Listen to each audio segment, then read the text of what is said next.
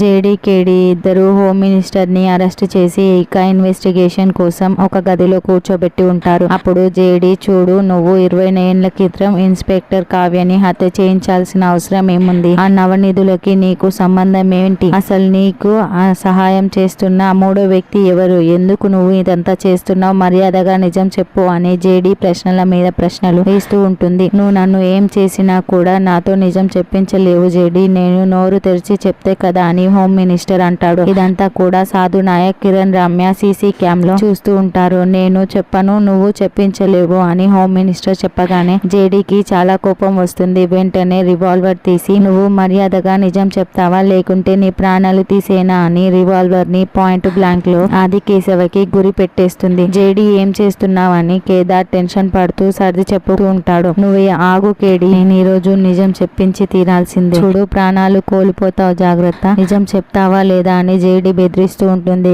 Sir, ఏం చేస్తుంది sir JD అని కిరణ్ చెప్తూ ఉంటే, వెయిట్ రమ్య, ఏం కాదులే అని సాధు నాయక్ చెప్తూ ఉంటాడు. దాంతో జేడీ అలా రివాల్వర్ చూపించడంతో ఆదికేశవ భయపడిపోతాడు. చెప్తాను జేడీ, నేను నిజాలు చెప్తాను జేడీ అని చెప్పటంతో దాత్రి కూల్ అయిపోయి చెప్పు అని కూర్చొని ఉంటుంది. అప్పుడే మీనన్ త్రిపాఠికి కాల్ చేస్తాడు. ఇప్పుడు ఆ హోమ్ మినిస్టర్ ఆదికేశవ నా గురించి నిజం చెప్పేశాడంటే ఇక నా దందా అంతా కూడా ఖతం అయిపోతుంది. కాబట్టి నువ్వు జేడీ ఫ్యామిలీని ఫాలో అవుతున్నానని చెప్పావు కదా, వెంటనే కిడ్నాప్ చేసి తీసుకొచ్చేసే